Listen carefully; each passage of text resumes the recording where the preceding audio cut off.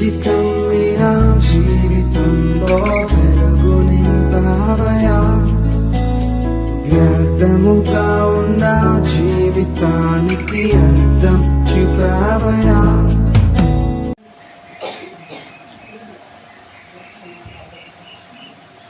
మంచిది. సమయానుకూలతను బట్టి దేవుని యొక్క సన్నిధిలో మనము దేవుని యొక్క కొద్ది మాటలు ధ్యానించుకొని ప్రార్థన చేసుకొని కూడికను ముగించుకుందాం. దేవుని వాక్యమును చాలా జాగ్రత్తగా మనం విందాం. ఎందుకంటే ప్రస్తుత కాలంలో ఉన్నటువంటి ఈ యొక్క పరిస్థితులను బట్టి, ఈ సమాజంలో జరుగుతున్నటువంటి అవాంఛనీయ కార్యములను బట్టి మన జీవితాలను మనం బాగుపరుచుకునేలాగున, మన ప్రాంతమును మన సంఘమును మనము నిలబెట్టుకునేలాగున కొద్ది మాటలు మనము జాగ్రత్తగా ధ్యానిద్దాం. అందరూ కూడా ఈ సమయంలో బైబిల్ గ్రంథంలో నుంచి, మీ యొక్క బైబిల్ గ్రంథంలో నుంచి న్యాయాధిపతుల గ్రంథము, అమ్మా ఇంకా మీరు ఎవరు మాట్లాడటానికి లేదు, న్యాయాధిపతుల గ్రంథము 19వ అధ్యాయము, న్యాయాధిపతుల గ్రంథము 19వ అధ్యాయము 1వ వచనం నుంచి జాగ్రత్తగా చదవాలి. ఇశ్రాయేలీయులకు రాజు లేని దినములలో లేవీయుడైన ఒకడు ఎఫ్రాయిమీయుల మన్యపు ఉత్తర భాగమున పరదేశిగా నివసించుచుండెను. అతడు యూదా బెత్లెహేములో నుండి ఒక స్త్రీని తనకు ఉపపత్నిగా తెచ్చుకొనగా, అతని ఉపపత్ని అతనిని విడిచి ఒకనితో వ్యభిచరించి యూదా బెత్లెహేములోని తన తండ్రి ఇంటికి పోయి అక్కడ 4 నెలలు ఉండేది. మంచిది, ఆగండి. ఈ సమయంలో దేవుని సందర్భాన్ని, దేవుని వాక్య భాగాన్ని జాగ్రత్తగా విందాం. మొదటగా కూడి వచ్చిన అందరికి ప్రభునామములో శుభాలు, వందనాలు తెలియజేస్తున్నాను. చదవబడినటువంటి సందర్భం చాలా ప్రాముఖ్యమైనటువంటి సందర్భం. ఎందుకంటే మీరు చాలా సార్లు ఈ గ్రంథాలను చదువుతున్నప్పుడు కొన్ని వాటిని మీరు అర్థం చేసుకోవాలి, ఆలోచించాలి, అర్థం చేసుకోవాలి. ఇశ్రాయేలీయులకు రాజు లేని దినములు. ఎవరు లేరంట? ఇశ్రాయేలీయులకు రాజు లేరు. ఒక దేశానికి కానీ ఒక ప్రాంతానికి కానీ పరిపాలించేవాడు లేనప్పుడు ఆ యొక్క దేశం పరిస్థితి కానీ ఆ ప్రాంతం పరిస్థితి కానీ చాలా ఘోరంగా ఉంటుంది. ఎలా ఉంటుందంటే, అదే న్యాయాధిపతుల గ్రంథం చివరి అధ్యాయం చివరి వచనంలో ఒక మాట చదువుతారు, చూడండి. అక్కడ ఆ దినములలో ఇశ్రాయేలీయులకు రాజు లేడు, ప్రతి వాడును తన ఇష్టానుసారముగా ప్రవర్తించుచు వచ్చెను. అంటే ఇశ్రాయేలీయులకు ఎవరు లేరంటమ్మా? రాజు లేనప్పుడు జనములు ఎలా ప్రవర్తిస్తున్నారు? ఎవరి ఇష్టం వచ్చినట్టు వాళ్ళు ప్రవర్తిస్తున్నారు. కొంచెం వాళ్ళు ఎవరి ఇష్టం వచ్చినట్టు వాళ్ళు ప్రవర్తిస్తున్నారు. ఎవరి ఇష్టం వచ్చినట్టు వాళ్ళు ప్రవర్తించడానికి కారణం ఏంటంటే వాళ్ళకు రాజు లేడు. రాజు లేకపోతే ఎవరి ఇష్టం వచ్చినట్టు వాళ్ళు ప్రవర్తిస్తారంటే అవును, మరి ఆ దేశానికి రాజు లేడు కనుక ఇష్టానుసారమైన బ్రతుకులైపోయాయి వాళ్ళకు, ఇష్టానుసారమైన జీవితాలు అయిపోయాయి వాళ్ళకు. అలాంటి జీవితాలలో జీవిస్తున్నటువంటి బ్రతుకులు వాళ్ళవి. కాబట్టి అక్కడ ఏమన్నానంటే, ఇశ్రాయేలీయులకు రాజు లేని దినములలో లేవీయుడైన ఒకడు. ఎవరంటమేనా? లేవీయుడు. లేవీయుడు అంటే యాజకులు, దేవుడు ఏర్పరచుకున్నటువంటి కుటుంబాలలో ఉన్నటువంటి వాళ్ళు. అంటే ఇప్పటికీ దేవుడు వీళ్ళని యాజకులుగా ఏర్పరచుకున్నాడా లేడా చెప్పాలి. ఆ కాలానికి దేవుడు వాళ్ళను యాజకులుగా ఏర్పరచుకున్నాడా లేదా చెప్పండి. తెలిస్తే చెప్పండి. మీరు బైబిల్ తెలియని వాళ్ళ ఏర్పరచుకున్నాడు. ఏ కాలంలో ఏర్పరచుకున్నాడు? మోసే ధర్మశాస్త్ర కాలములో యాకోబు తండ్రి ఇంటి నుంచి తన మామ దగ్గరికి వెళ్ళిన తర్వాత, యాకోబుకు 12 మంది కుమారులు పుట్టిన తర్వాత వాళ్ళల్లో ఇతడే నాకు యాజకుడు కావాలని మోసేను పిలుచుకున్నప్పటి నుంచి వాళ్ళని యాజకులుగా ఏర్పరచుకున్నాడు, మోసే ధర్మశాస్త్రం చెప్పినప్పుడు. కాబట్టి ఇప్పుడు ఇక్కడ ఎవరమైనా లేవీయుడు అంటే యాజకత్వమునకు సంబంధించిన వాడు లేవీయుడేనా. కాబట్టి ఈ లేవీయుడు ఎలాంటి వాడు అంటే చూడండి, ఇశ్రాయేలీయులకు రాజు లేని దినములలో లేవీయుడైన ఒకడు ఎఫ్రాయిమీల మన్యపు ఉత్తర భాగమున పరదేశిగా నివసించుచుండాడు. ఎఫ్రాయిమీల ప్రదేశంలో, మన్యం అంటే తెలుసు కదా, ఆ ప్రదేశంలో ఉత్తరాన పరదేశిగా వస్తే నివసిస్తున్నాడు. ఇతడు ఎలా నివసిస్తున్నాడు అంటే చూడండి, ఇక్కడ అతడు యూదా బెత్లెహేములో నుండి ఒక స్త్రీని తనకు ఉపపత్నిగా తెచ్చుకొనగా. ఇప్పుడు ఇతడేమో లేవీయుడు, అర్థమవుతుందమ్మా? ఇప్పుడు ఆయన లేవీయుడు కనుక ఆయన ఏం చేశాడంట, యూదా బెత్లెహేము ఎవరికి ప్రాముఖ్యమైంది? యేసు ప్రభు వారు పుట్టినటువంటి దేశం, ఆ ప్రదేశం. ద కింగ్ ఆఫ్ డేవిడ్ అంటే దావీదు మహారాజు వచ్చినటువంటి ప్రదేశం. కాబట్టి యూదా బెత్లెహేము ఎంతో ప్రాముఖ్యమైనటువంటి ప్రదేశం. యేసు ప్రభు పుట్టక ముందు దానికి వాల్యూ లేదనుకోవచ్చు, కానీ దానికి విలువ ఉంది. యూదా బెత్లెహేములో నుంచి ఈ యొక్క లేవీయుడు ఏం చేశాడంట, ఒక స్త్రీని తనకు అంటే తనకు ఉపపత్నిగా తెచ్చుకున్నాడు. అంటే ఇతనికి ఏమైనా పెళ్లి కాలేదా? పెళ్ళైంది, బాగానండి. ఇతడికి పెళ్లి అయినది. పెళ్లి అయిన ఇతడు ఏ ప్రాంతంలోనికి వెళ్ళాడు? బెత్లెహేము ప్రాంతంలోనికి వెళ్ళాడు. బెత్లెహేము ప్రాంతంలో ఒక స్త్రీ ఉంది. ఆ స్త్రీ దగ్గరికి వెళ్ళి, ఇదిగో నాకు వివాహమైంది, నువ్వు నాతో ఉంటావా అని అడిగితే ఆ పనికి మాలింది సిగ్గు లేకుండా నీతోనే ఉంటానని వాడితో వచ్చేసింది. ఎందుకు అలా జరిగిందంటే అప్పుడు అడిగేవాడు లేడు. ఎవరన్నా అడిగేవాడు ఉన్నాడా? అడిగేవాడు లేడు.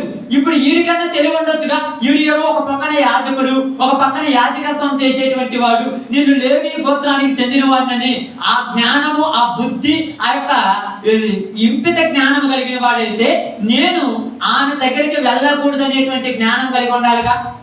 ఆ బుద్ధి ఈడికి లేదు, బుద్ధి లేనివాడికి. నేను నిజాలే చెప్తున్నాను, అబద్ధాలు కాదు. బుద్ధి లేనివాడికి లేదు. ఇప్పుడు ఏమని తీసుకొచ్చుకున్నాడు? ఇప్పుడు ఏమని తీసుకొచ్చుకున్న తర్వాత వీళ్ళిద్దరూ కూడా మరో ప్రదేశంలో నివాసం చేస్తున్నాడు. ఎఫ్రాయిమీల మన్యములో నివాసం చేస్తున్నాడు. ఈమెమన్నా మంచిదా? ఆల్రెడీ వివాహమైనటువంటి ఒక అతని దగ్గరికి వచ్చిందంటే ఈమె వ్యవహారం ఏమన్నా కరెక్ట్ అయిందా? కరెక్ట్ కాదు. కాబట్టి ఏం చేసిందామా? చదవండి అక్కడ. అతనిని విడిచి, రెండో మాట చూడండి, అతని ఉపపత్ని అతనిని విడిచి మరొకరితో వ్యభిచారం చేస్తున్నాడు. ఏంటా జీవితాలు అసలు? ఆలోచించండి. ఏంటయ్యా అప్పుడు అలా జరిగిందంటే ఇంచుమించు 3000 సంవత్సరాల క్రితం, ఇంచుమించు 3000 సంవత్సరాల క్రితం ఎలా జరిగిందో యాజ్ ఇట్ ఈజ్ క్రీస్తు శతాబ్దము 2020 శతాబ్దంలో కూడా యాజ్ ఇట్ ఈజ్ ఇదే పరిస్థితి. అప్పుడు వాళ్ళకి రాజు లేడు, ఇప్పుడు వీళ్ళకు చెప్పేటువంటి మనుషులు లేరు. అప్పుడు వాళ్ళకి లేరు అనుకుంటే పర్లా, ఇప్పుడు వీళ్ళకి యాజ్ ఇట్ ఈజ్ ఇదే విధంగా యాజ్ ఇట్ ఈజ్ ఒక జిరాక్స్ లాగా అద్దంలో చూసుకున్నట్టుగా జరుగుతున్న పరిస్థితి అంతా.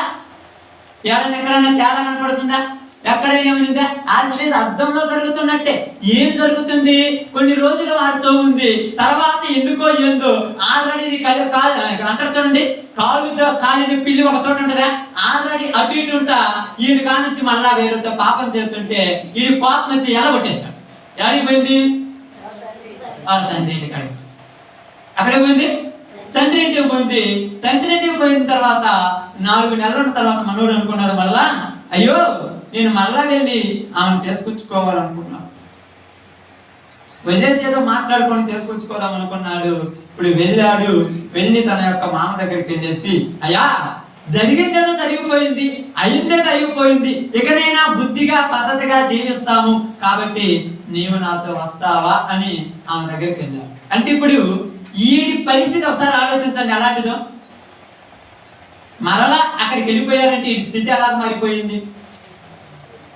ఆల్రెడీ వివాహం అయి ఉండొచ్చు, భార్య ఉండొచ్చు, మేము ఉపపత్ని దగ్గరికి వెళ్ళిపోయి బతిమలాడుకుంటున్నారంటే ఇక్కడనే ఆ యొక్క భర్త దగ్గరే ఇక్కడ పద్ధతిగా లేనిది భర్త లేనటువంటి స్థితిలోనికి వెళ్ళిపోయింది. అక్కడ తల్లిదండ్రుల దగ్గర ఉంటుంది, ఆల్రెడీ 4 నెలలు ఉంది, అక్కడ ఏం పద్ధతిగా ఉంటుంది. ఇప్పుడు ఉన్నది వెళ్ళింది ఏ ప్రదేశానికి?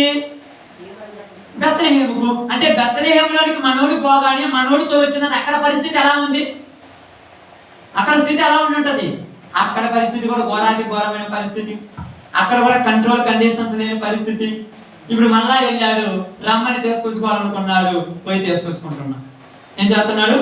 తీసుకొచ్చుకుంటున్నటువంటి సందర్భాన్ని బట్టి కొంత దూరం వచ్చి తీసుకొచ్చుకున్న తర్వాత అంటున్నాడు, ఇదిగో ఈ రోజు వెళ్దామంటే వాళ్ళ మామయ్య ఉండి ఈ రోజు కాదులే, రేపు వెళ్దులే, రేపు కాదు ఎల్లుండి వెళ్దులే అన్నట్టుగా ఒక 3 రోజులు ఉంచాడు.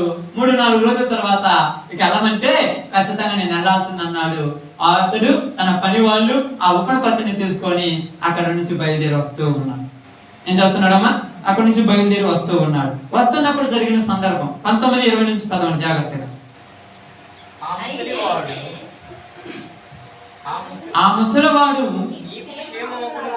నీకు క్షేమమగును గాక, నీకేమైనా తక్కువైన ఎడల వాటి భారము నా మీద ఉంచుము, మెట్టకు వీధిలో రాత్రి గడపకూడదని చెప్పి తన ఇంట అతన్ని చేర్చుకొని వాని గాడిదల కొరకు మేత సిద్ధపరచను. అప్పుడు వారు కాళ్ళు కడుగుకొని అన్నపానములు పుచ్చుకొనిరి.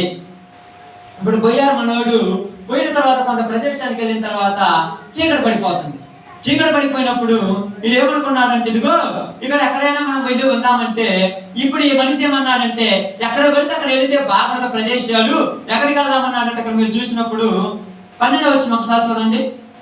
అతని యజమానుడు ఇశ్రాయేలీయులు కాని అన్యుని పట్టణము ప్రవేశింపము, గిబియా వరకు ప్రయాణము చేయుదుమనెను.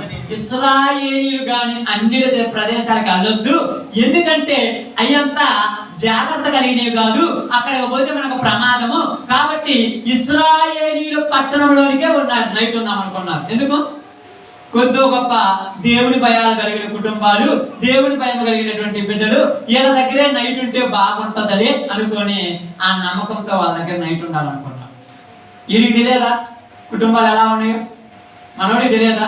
ఆల్రెడీ మనోడు లేవీడు కదా, లేవీనడు తెలియదా? నేనే పనికి మాలిన పని చేశాను, ఇంకా నా చుట్టుపక్కల ఉన్న వాళ్ళు ఎంత పనికి మాలిన తెలియదు. వాడికి ఆలోచించండి, తెలుసా తెలియదా? అయినా కూడా ఏమనుకున్నాడు? ఒక నమ్మకం. ఈ ప్రాంతాల్లో కొద్దిగా ధైర్యం ఉంటది. అప్పుడప్పుడు మీరు అనుకుంటారు ఏమంటారు తెలుసా?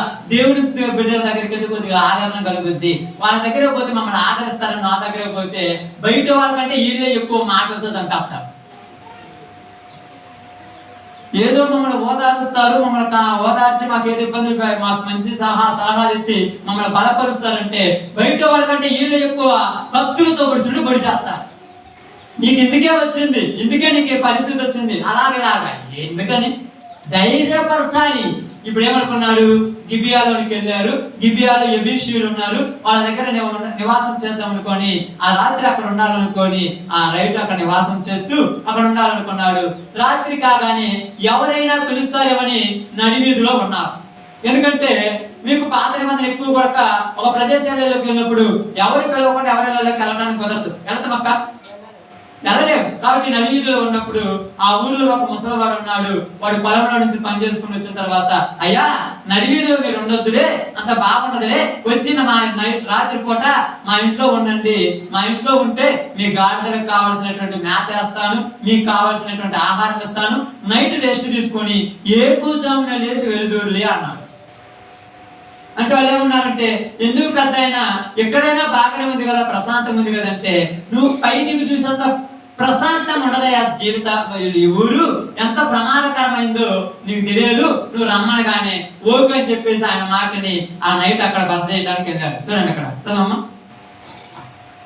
మెట్టకు వీధిలో రాత్రి గడపకూడదని చెప్పి తన ఇంట అతన్ని చేర్చుకొని వాని గాడిద కొరకు మేత సిద్ధపరిచెను. అప్పుడు వారు కాళ్ళు కడుక్కొని అన్నపానంలో పుచ్చుకొనిరి.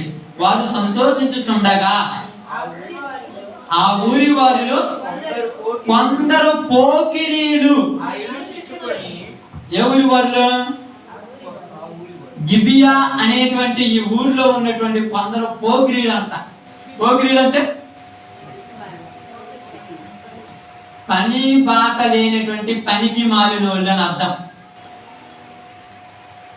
అవునా కదా?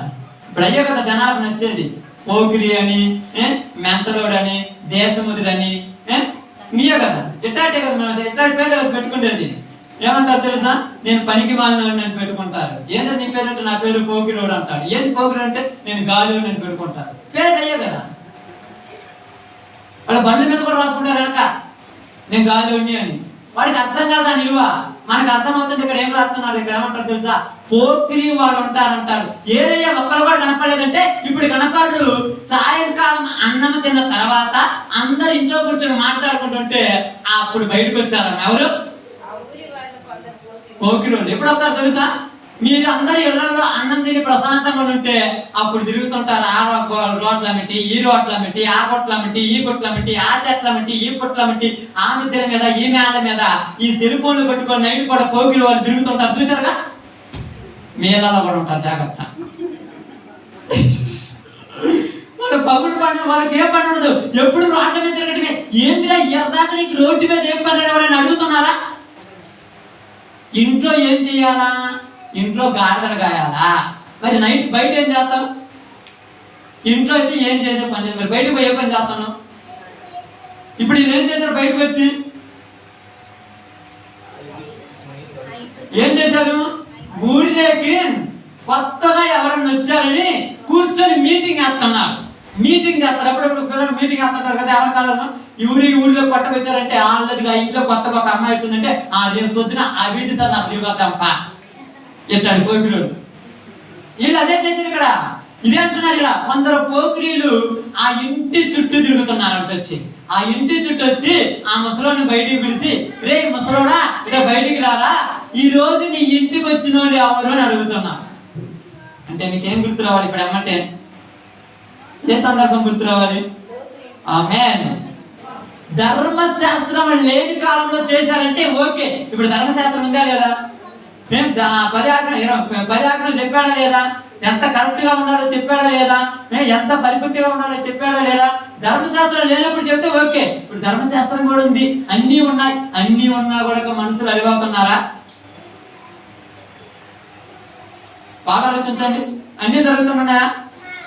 ఎప్పుడైనా ఏ రోజైనా మీ పిల్లలు కానీ, మీ ఇప్పుడు ఎవరి కాలంలో ఉన్నటువంటి ఏ పిల్లవాడు కానీ ఎవరు కానీ కరెక్ట్ గా 8 అన్నం తిని లేదా 9 అన్నం తిని 10 మీ ఇళ్లలో మీ కాడ మీరు చూస్తున్నప్పుడు పడుకొని నిద్రపోయిన ఎవరైనా ఉన్నారా?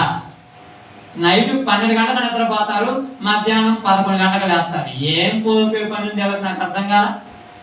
ఏం చేశారు నైట్ అంతా? ఏమైనా ఉద్యోగాలు చేస్తున్నారా?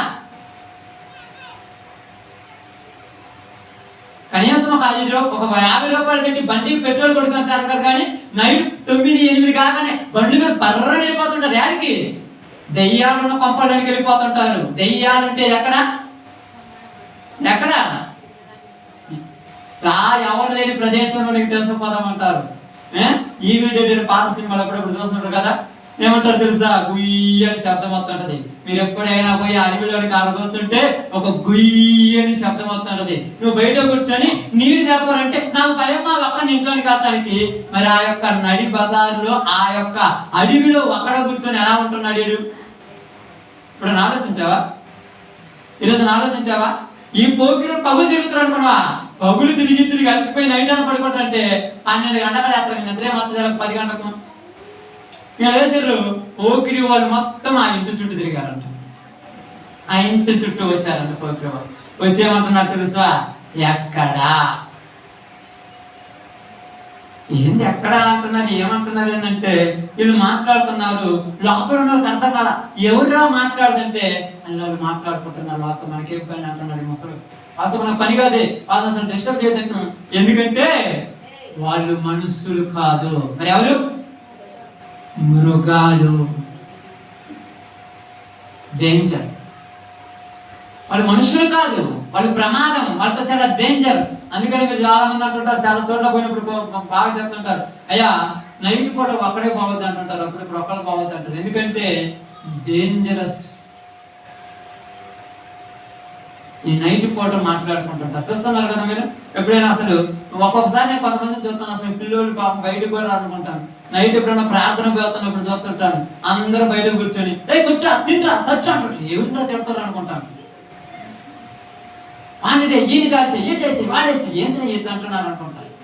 ఏం చేస్తాం నాకు అర్థం కాలేదు. 12 ఒంటి గంట దాకా అసలు నాకు అర్థం కాలేదు. ఈయన ఎలా తయారయ్యారంటే గిబియాలో ఉన్నటువంటి పనికి మాలోని ఎట్లా తయారయ్యారో వీళ్ళు కూడా అలా తయారైపోతారు. ఈరోజు జాగ్రత్త. మీరు అనుకుంటున్నారేమో మంచిగా ఉన్నారు, ఎంత మంచి, మీకు అర్థం కాలేదేమో. వచ్చేమంటున్నారు చూడండి, ఆ ఇంటి చుట్టూ చుట్టుకొని, ఆ ఇల్లు చుట్టుకొని తలుపు కొట్టిని ఎంత వచ్చిన మనుషులను మేము ఎరుగునట్లు అతని బయటికి తెమ్మని ఇంటి యజమానుడైన ఆ ముసలవానితో అనగా, ఆ ఇంటి యజమానుడైన ఆ మనుషుడు వారి యొద్దకు బయలువెళ్ళి, నా సహోదరులారా, అది కూడదు, అట్టి దుష్కార్యము చేయకూడదు. ఈ మనుష్యుడు నా ఇంటికి వచ్చిన కనుక మీరు ఈ వెర్రి పని చేయకూడదు. చేయకూడదు. ఏ పని అంటది అంటే వెర్రి పని ఎందుకు అన్నాడు? 2 నిమిషాలు టైం ఇస్తాను. వెర్రి పని ఎందుకు అన్నాడో చెప్పండి.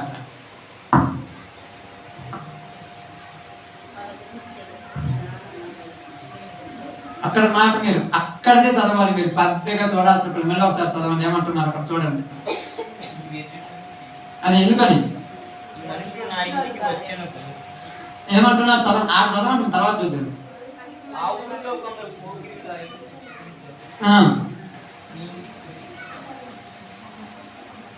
చదవండి, ఏమర్థమైంది ఆడ? కరెక్ట్ అయిన పని అంటలా, వెర్రి పని అంటున్నాడు. ఎందుకు అంటున్నాడు?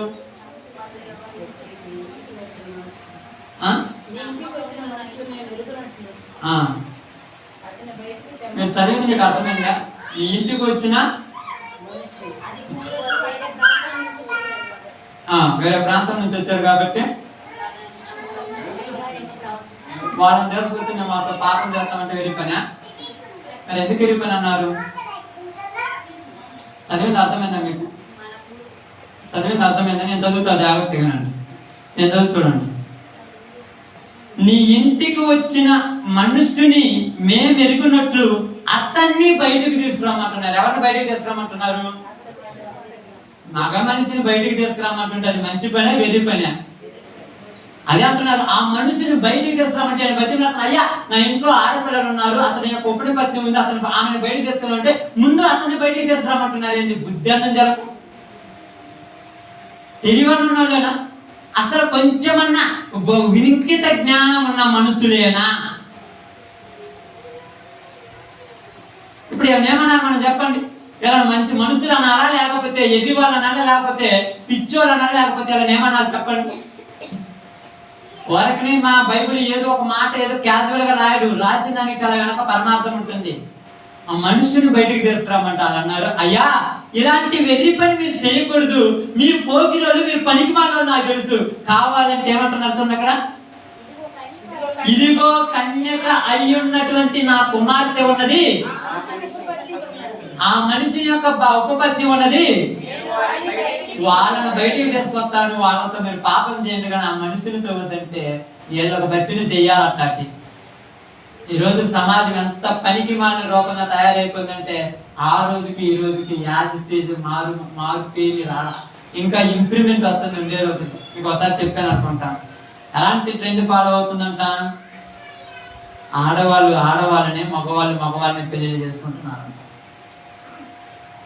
ఒక చర్చి సంబంధించినటువంటి ఒక బిషప్ అంటే ఒక పాస్టర్, ఒక ఫాదర్ అంటారు చూడండి, ఏనే ఒక ప్రాంతంలో ఒక రాష్ట్రంలో 2 మగవాళ్ళగా పెళ్లి చేశాడు అంట, తెలియవన్న లేకుండా. ఆలోచించండి, ఏంటి ఎంత దిగజారిపోయిందంటే మనుషుల యొక్క పాపానికి హద్దు ఆపు లేకుండా పోతున్న రోజు. ఆ రోజులకు ఈ రోజులకు తేడా లేదు. అప్పటికి ఇప్పటికి ఏమాత్రము తేడా లేదు. ఆది కాలములో ఆ యొక్క లోతు దినాలలో ఉన్నటువంటి పరిస్థితులు, ఈ పరిస్థితులు ఎప్పటి పరిస్థితులకి ఎక్కడ తేడా లేదు, ఇంకా పెరుగుతుంది. కానీ ఎందుకేమన్నాడు? మనుష్య కుమారుడి దినములు ఎలా ఉండునంట? నోవాహు జల ప్రళయ దినములలో ఎలాగూ జరుగును, ఇంకా లోతు దినములలో ఎలాగూ జరుగును. లోతు ఉన్న రోజులలో ఎలా జరిగిందో మనుష్య కుమారుని యొక్క రాకడలో కూడా అలాగనే జరుగుతారు. తీసుకొచ్చారు, ఆమెను బయట వేశాడు. బయట వేసిన తర్వాత ఆ మనిషి అనేటువంటి వింకిత జ్ఞానం లేకుండా ఆ ఊరిలో ఉన్న జనమంతా కూడా ఉదయకాలం వరకు ఆ మనిషిని చెరిపేసి పాడు చేసి వెళ్ళిపోయారు. ఎంత ఘోరం! అయ్యో, ఎంత నీచమా! ఈ రోజు అంతకంటే ఘోరాతి ఘోరాలు జరుగుతున్నాయి. మీకు అర్థం కావటం లేదు. ఈ రోజు అంతకంటే నీచమైన పనికి మానేటువంటి తత్వాలు జరుగుతున్నాయి. అర్థం కావటం. ఇప్పుడు వెంటనే ఉదయకాలం లేచి ఆ మనుషుని వచ్చి చూడగానే ఆ మనిషి అక్కడ శ్రోధకు పడిపోయిందో లేదా చచ్చిపోయిందో, వెంటనే ఏం చేశాడంటే ఆ మనిషిని 12 ముక్కలు కోసాడు. ఏం చేశాడంట? మా స్త్రీని ఎందుకు అవసరం లేదనుకున్నాడు. ఏమనుకున్నాడు? ఎలా జరుగుద్దంటే ఈ రోజులలో ఎంత ఈజీగా జరుగుతున్నాయో తెలుసు కదా. భార్యకు అడ్డంగా ఉన్నదని భర్తను తొలగించుకోవటం సింపుల్ గా తొలగించుకుంటున్నారు. భర్తకు అడ్డంగా ఉందని భార్యను తొలగించుకోవటం లేదా? పిల్లలను తప్పియట్లేదా?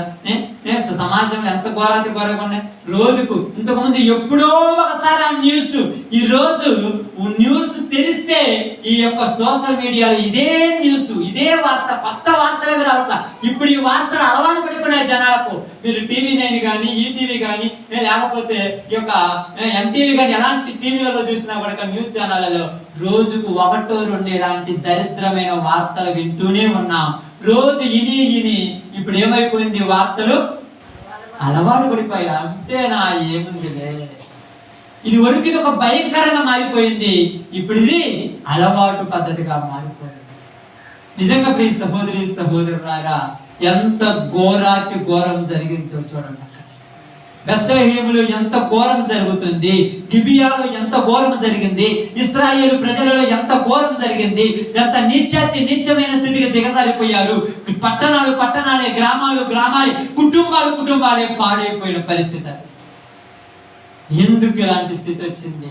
ఇలాంటి పరిస్థితిని చూసినప్పుడు నీ మనసు, నా మనసు ఒక్కసారిగా తలుపుకోవాలి. చూద్దాం బైబిల్ గ్రంథంలో కొద్దాం ఒకసారి. ఇప్పుడు బైబిల్ గ్రంథంలో నుంచి సమూయేలు రాసినటువంటి మొదటి గ్రంథంలో పోతాం. సమూయేలు రాసినటువంటి మొదటి గ్రంథం తీసారమ్మా? సమూయేలు రాసినటువంటి మొదటి గ్రంథం 2వ అధ్యాయం చూద్దాం. యాజ్ ఇట్ ఈజ్ న్యాయాధిపతుల కాలము, సమూయేలు రాసినటువంటి కాలము, ఈ కాలాలు ఒకే కాలానికి సంబంధించినవన్నీ కూడా 2వ అధ్యాయం మొదటి సమూయేలు గ్రంథం 2వ అధ్యాయము 12వ వచనం ఒక్కసారి జాగ్రత్తగా చదువుదాం. ఏలీ కుమారులు ఎవరంటమ్మా? యెహోవాను ఎరుగని వారై మిక్కిలి దుర్మార్గులై ఉండిరి. బాగా వినండి. ఎవరంటే ఏలీ కుమారులు. ఏలీ ఎవరు? యాజకుడు కుమారులు కూడా పనికి మానవులు ఉంటారా? చెప్పండి, ఉంటారా? ఉండరా? ఉన్నారు కాబట్టి చరిత్ర రాయబడింది. లేరని మీరు అనుకుంటే అడగదు. ఏలీ కుమారులు ఎలాంటి లేరట? మిక్కిలి దుర్మార్గులు, పనికి రాకుండా తయారైపోయారు. అక్కడ పరిస్థితి ఎంత ఘోరంగా తగలబడిపోయిందంటే 10 మంది దగ్గరికి వెళ్ళి 10 మందిని దేవుని యొక్క ధర్మశాస్త్రం ప్రకారం నడిపించవలసినటువంటి అతని కుమారులే పాడైపోయినటువంటి రోజులకి. మరి గిబియాలో వాళ్ళు పాడైపోవడం లెక్క చెప్పండి. నైట్ పూట వెళ్ళి బయట తిరిగి పోకిరీలకు తిరుగుతారంటే ఇప్పుడు ఏలీ కుమారులు కూడా ఎవరితో తిరుగుతున్నారని అర్థం. ఏడు కుమారులు కూడా వీళ్ళకంటే ఘోరంగా పనికి మానవులుగా తగలబడేదానికి అర్థం. ఇప్పుడు వీళ్ళు ఏం చేస్తున్నారు? వచ్చిన వాళ్ళ దగ్గర బలవంతంగా సొమ్ము తీసుకుంటారు, వచ్చిన వాళ్ళతో పాపాలు చేస్తున్నారు, ఎంతో నీచమైన పాలన చేస్తున్నారు. ఇప్పుడు దేశం అంతా ఏమైపోయిందమ్మా? పాడైపోయింది. దేశం మొత్తము ఇశ్రాయేలు ప్రజలందరిలో కూడా ఏమైపోయింది? ఒక సమాజం చెడిపోయింది, సంఘం చెడిపోయింది, కుటుంబాలే చెడిపోయింది. ఏం చేయాలి? ఈ సందర్భంలో ఒక మంచి సందర్భాన్ని మీకు తెలియజేస్తాను చూడండి. అదే మొదటి సమయాల గ్రంథం 1వ అధ్యాయము 5-6 వచనాలను జాగ్రత్తగా చదువుతాం. హన్నా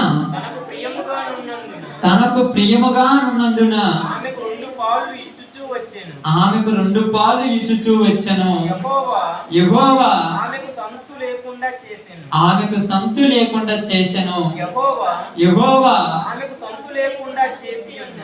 ఆమెకు సంతు లేకుండా చేసి ఉన్న హేతువును బట్టి ఆమె వైరియగు పెనిన్న ఆమెను విసికించుటకై ఆమెకు కోపము పుట్టించుచూ వచ్చెను గనుక ఎల్కానా ఆమెకు యెహోవా మందిరమునకు పోవునప్పుడల్లా అది ఆమెకు కోపం పుట్టించిన గనుక ఆమె భోజనము చేయక ఏడ్చుచుండెను. ఇక్కడ ఒక వ్యక్తి కనపడుతున్నాడు మళ్ళా. ఎవరైనా? ఎల్కానా. ఈ ఎల్కానాకు ఒక భార్య ఉన్నది, ఆ పేరు హన్నా. ఈ అన్నకు బిడ్డలు లేరు. లేకపోతే మళ్ళీ మనోడు ఏం చేసుకున్నాడు? ఇంకొక ఆమె చేసుకున్నాడు. ఏంటి అసలు ఈ పరిస్థితి? నాకు అర్థం కాలేదు. ఇప్పుడు బైబిల్ మీరు చదువుతున్నప్పుడు ఎంత ఘోరాలు జరుగుతున్నాయని ఇప్పుడు ఆలోచించారా? కొంతమంది అంటారు అసలు ఎందుకు రాశారు ఇలాంటి అంటే, మనము చెయ్యకూడదని బుద్ధి కలుగుడిపై రాశారని చెప్పండి ఎవరైనా అడిగితే. బైబిల్లో తప్పులు ఉన్నాయని కాదు, మనం కూడా అలా చేస్తే నాశనం అవుతాను మనకు రాశారని చెప్పండి. ఇప్పుడు ఏమో వివాహం చేసుకున్నాడు, ఇప్పుడేమో పెనిన్నాకు పిల్లలు కలిగారు, హన్నాకు పిల్లలు. ఇప్పుడు పిల్లలు లేకపోవటం వల్ల హన్నా పెనిన్నాకు మధ్య రోజు యుద్ధమే. ఏ రోజైనా ప్రశాంతంగా ఉన్నారా? ఏ రోజైనా సంతోషంగా ఉన్నారా? ఏ రోజైనా ఆనందంగా అసలు ఆనందం అనేది ఉంది అర్థం? రోజు యుద్ధమే. అసలు అన్నయ్య ఎట్ట ఒప్పుకుంది ఏమని చేసుకుంటానని నాకు అర్థం కాలేదు. ఎందుకు ఒప్పుకున్నట్టు? అసలు ఏంటంటే ఏందో అప్పుడు పరిస్థితిని బట్టి అలా జరిగాయి. దాన్ని సందర్భించడం మీకు చెప్తాను, ఆ సబ్జెక్ట్ పడతాను. కాబట్టి ఇలా అయిపోయింది. రోజు వాళ్ళ మధ్య యుద్ధం జరుగుతున్నప్పుడు ఇప్పుడు ఈ పెనిన్నా ఏం చేస్తుంది? అన్నాను రోజు ఏడిపిస్తుంది. దేనికి ఏడిపిస్తుంది? ఆమెలో ఉన్నటువంటి ఒక జబ్బును బట్టి ఆమెను ఏడిపిస్తుంది. అట్లా ఏడిపోయడం పద్ధతి అనక ఏడిపించండి. ఇప్పుడు ఎవరినైనా ఏడిపిస్తున్నామనేది చెప్పండి. ఎవరిని కొద్దిగా తక్కువ చేస్తున్నామనేది ఎక్కడ చెయ్యట్లేదనే వాళ్ళు ఎవరైనా ఉన్నారా? ఒకళ్ళ కొద్దిగా లోపం ఉందనుకోండి, ఆ లోపాన్ని ఎత్తి మరీ చెప్తుంటే వాళ్ళకి ఏమైపోతుంది? బాధ ఉంటుంది కదా. నువ్వు బాధ పెట్టలేదు అంతవరకు ఎవరైనా మీరు ఎవరిని బాధ పెట్టలేదా? అమ్మే ఎన్నిసార్లు బాధ పెట్టుంటా?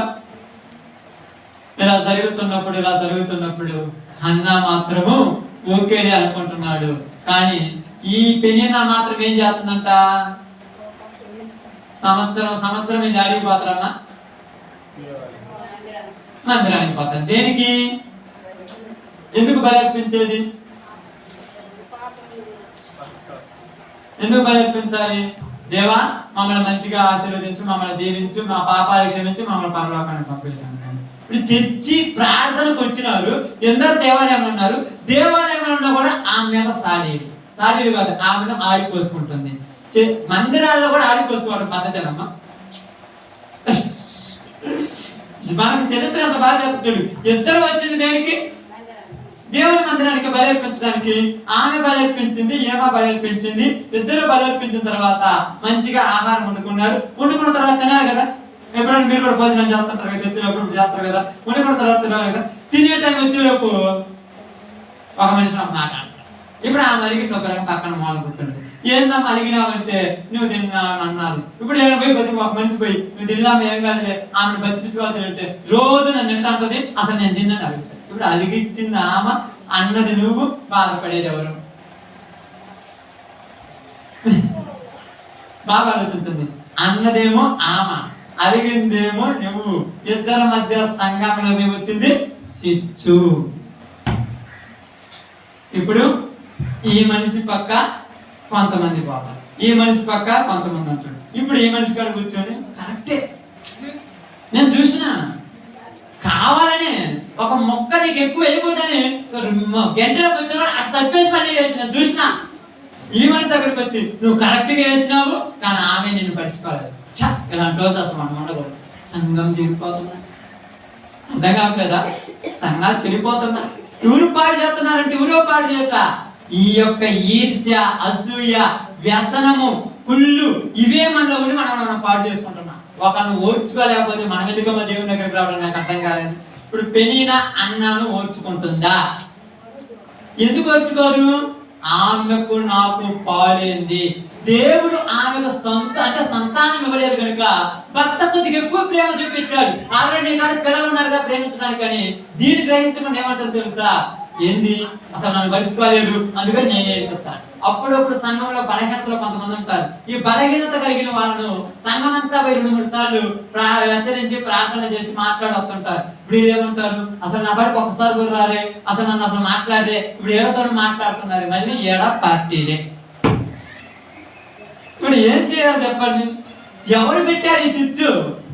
ఆ దుర్మార్గము ఎప్పటికీ రెడీగా సంఘంలో జరుగుతున్నాయి. అన్న పెనీనాకు మధ్య జరిగినటువంటి యుద్ధం. నేను ఆరోగ్యంతో ఉన్నాను, నాకు సంతోషం ఉన్నాను, నాకే కొరతలు లేవు. కొరత కలిగినటువంటి సహోదరుడు ఉన్నాడు. ఇప్పుడు ఆ సహోదరుడు దగ్గరికి వెళ్ళి మనం మాట్లాడితే తప్పేముంది? నేను అన్న అసలు పరుచుకోవట్లేదు, నాతో అసలు మాట్లాడట్లేదు, అసలు నాకు వందనాలు కూడా చెప్పట్లేదు. ఏంది ఎంత అసూయ నీలో వచ్చింది? విన్నావా లేకపోతే అన్నావా? పెనీనావా అన్నావా? ఏమంటారు? అంతేలే, మీరు అంతేలే. ఇప్పుడు ఈ భర్త పోయి ఎందుకమ్మా ఇలా ఉన్నావంటే ఏం లేదులే, నన్ను అసలు నాతో ఎందుకు మాట్లాడతావు లేవు, అసలు నేను గుర్తున్నానా, మొదటి నుంచి నేను ఉన్నాను, నీకు అన్నీ చేశాను, అసలు నేను గుర్తున్నానా? ఈ అవతారం అంతా, ఈ పని అంతా దేనికి నాకు అర్థం కాలేదు. నీలోనికి వచ్చిన వ్యసనము నేను పాడు చేసేది. ఇప్పుడు ఈ హన్నా మాత్రము ఏడుతూ ఉంది. ఇప్పుడు 11 వచ్చిన కాంచనము 11 నుంచి చదవండి. ఆమె పెదవులు మాత్రము కదులుచుండి, ఆమె స్వరము వినబడక ఉండెను గనుక ఏలి ఆమె మత్తురాలై ఉన్నది అనుకొని ఎంతవరకు మత్తురాలువై ఉందువు? నీవు ద్రాక్షారసమును నీ యొద్ద నుండి తీసివేయమని చెప్పగా. ఇప్పుడు ఏలి వచ్చాడు అందరం బాగా. ఏలి మందిరంలోకి వచ్చాడు. మందిరంలో హన్నా ఏం చేస్తుంది? మనోదుఃఖము కలిగినది పెదవులతో దేవుణ్ణి స్తుతిస్తూ ఉంది. గుండెల్లో బాధ పెట్టుకుని ఎవరికి చెప్పుకుంటే ఎవరు తిరుగుతారక్క? ఎవరి కాడ చెప్పుకుంటే పైన మాట్లాడతారు, లోపలికి ఒక విధంగా అంటారు, మన దగ్గర ఒక దగ్గర పోయి మన కాళ్ళు వేసుకుని ఆడిపోసుకునే ఎవరు మన గురించి మంచి చెప్పుకునే వాళ్ళు అనుకుంటారు. ఒకవేళ లేదా నా తోటి సహోదరులని పెనీనాతో చెప్పుకుందామంటే బాధ శత్రువు ఆమె. ఇంకా అవతో చెప్పుకుంటా తీరదని దేవునితో మొరపెట్టుకుంటూ ఉంది. ఇప్పుడు ఏలి వచ్చాడు. అమ్మా ఎందాకు మత్తురాలు వైపు కూర్చుందువు, ఎంత తోడి ఉంటావు, ఇక ద్రాక్షారసం తాగటం మానుకోవనగానే, అయ్యా నేను ద్రాక్షారసమునైనను మద్యమునైనను తీసుకొనలేదు, నేను మనోదుఃఖము గలదానినై ఉన్నాను. నేను ద్రాక్షారసమునైనను మద్యమునైనను పానము చేయలేదు గాని నా ఆత్మను యెహోవా సన్నిధిని కొమ్మరించుకొనుచున్నానని చెప్తున్నదమ్మా. దిగులు పడి బాధపడితే నాకు బలహీనత వస్తుంది. ఎవరో ఏదో అన్నారని నేను కృంగిపోతే నేను అపవాదికి భయపడతాను. కాబట్టి నేను భయపడను. నా ముందు ఎంత పెద్ద యుద్ధం ఉన్నా నేను భయపడను. రొమ్ము విరుచుకొని పోయి ప్రాణాలైన తాను కానీ భయపడను అన్నట్టుగా ఆయన సన్నిధిలో చెప్తుంది. నేను దుఃఖముతో నేను ఇదిగో మనోదుఃఖము కలదానై ఉన్నాను కానీ నేను మద్యమునైనా ద్రాక్షారసమైన తాగలేదయ్యా. ఎందుకమ్మా నీకు ఈ బాధ, దేనికమ్మా నీకు ఈ యొక్క పరిస్థితి అన్నప్పుడు చూడండి 16 నుంచి ఒకసారి చదువుదాం, 25 నుంచి ఒకసారి చదువుదాం. గనుక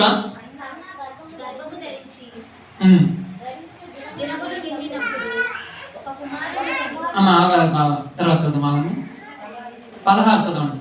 నీ సేవకురాలైన నన్ను పనికి మాలిన దానిగా ఎంచవద్దు.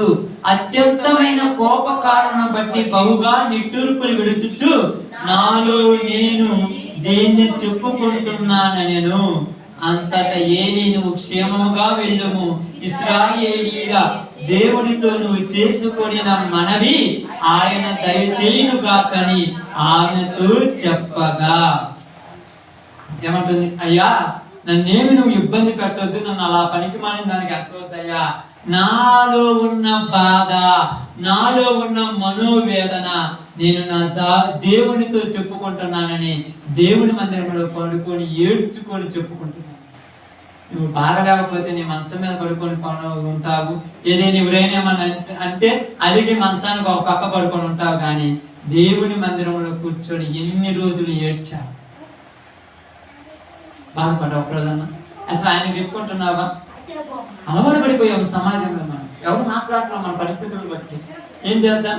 ఇప్పుడు ఇలాగ అనుకున్నది, ఇప్పుడు ఒక మాట అనుకుంది, దేవా నీవు నాకు బాగా. నేను అక్కడ ఏమన్నాడు?